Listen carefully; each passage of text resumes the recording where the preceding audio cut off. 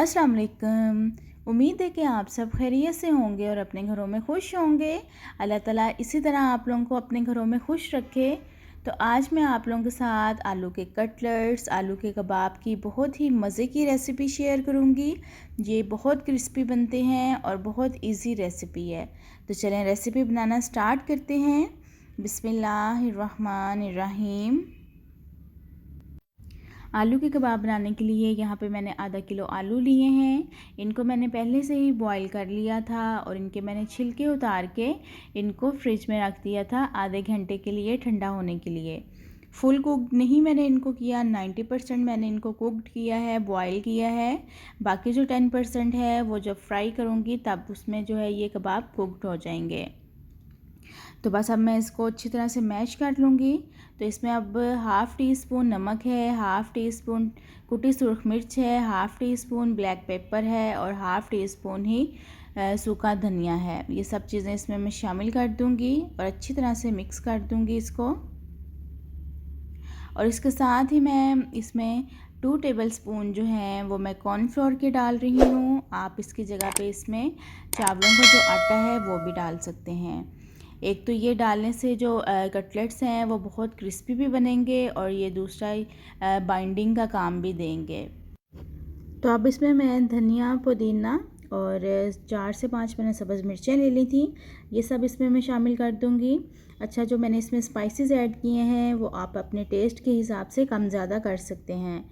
तो बस इसको मैं अच्छी तरह से अब मिक्स करके एक इसका अच्छा सा जो मिक्सर है वो मैं तैयार कर लूँगी।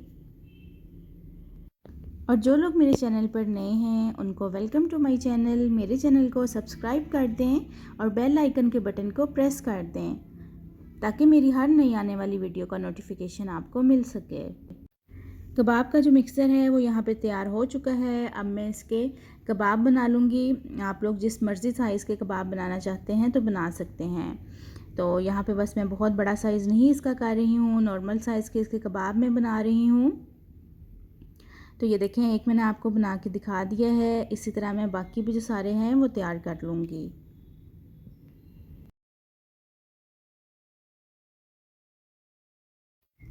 कबाब जो हैं वो यहाँ पर बनकर तैयार हो चुके हैं। आधा किलो आलू में 8 कबाब यहाँ पे मैंने तैयार किए हैं। अगर आप लोग इसका साइज़ छोटा रखते हैं तो फिर जो कबाब हैं वो ज़्यादा भी बन सकते हैं। तो बस अब इसकी जो कोटिंग है वो तैयार करती हूँ। तो इसकी कोटिंग के लिए यहाँ पे मैंने एक अंडा लिया है और इसमें जो 2 टेबलस्पून है वो मैं कॉर्नफ्लोर के ऐड कर रही हूँ। आप इसकी जगह पे चावलों का आटा भी इस्तेमाल कर सकते हैं और मैदा भी इस्तेमाल कर सकते हैं। और साथ ही मैंने इसमें थोड़ा सा नमक डाला है और अब इसमें मैं थोड़ा सा पानी डाल के, आधा कप पानी डाल के इसका एक अच्छा सा जो बैटर है वो तैयार कर लूँगी। तो कबाब की कोटिंग के लिए जो बैटर है वो तैयार हो चुका है। अब मैं इसके अंदर एक एक कबाब डालती जाऊंगी और इसको कोट करती जाऊंगी और इसको बाद में फिर मैं फ्राई कर लूँगी। आप लोग देख भी सकते हैं कोटिंग के लिए जो मैंने बैटर तैयार किया है उसकी कंसिस्टेंसी को मैंने बहुत ज़्यादा थिक नहीं रखा है, एक नॉर्मल सी कंसिस्टेंसी इसकी मैंने रखी है। तो बस अब मैं इसको फ्राई कर लूँगी। डीप फ्राई नहीं कर रही हूँ इसको मैं, बस इसको मैं शैलो फ्राई करूँगी। और इस टाइम पे जो फ्लेम है वो मैंने मीडियम पे रखा हुआ है। तो यहाँ पे तवे पे जितने कबाब आएंगे उनको मैं डाल के फ्राई कर लूँगी। इसको फ़ौरन से नहीं पलटना है, नहीं तो ये साथ चिपक जाएंगे और ये टूट जाएंगे। इसलिए इनको 5 मिनट तक स्लो फ्लेम पे एक साइड से कुक होने दें। उसके बाद इसकी जो साइड है वो चेंज करें। तो अब इधर यहाँ पे इनको 5 मिनट हो गए हैं फ्राई होते हुए। अब जो इसकी साइड है वो मैं चेंज कर रही हूँ। तो ये देखें इनका कितना लाइट ब्राउन से एक अच्छा सा कलर आ गया है। ये ऊपर से बहुत क्रिस्पी बनते हैं और अंदर से ये बिल्कुल सॉफ्ट होते हैं। कबाब जो हैं वो यहाँ पर फ्राई हो चुके हैं। तो बस इनको मैं एक प्लेट में निकालती हूँ।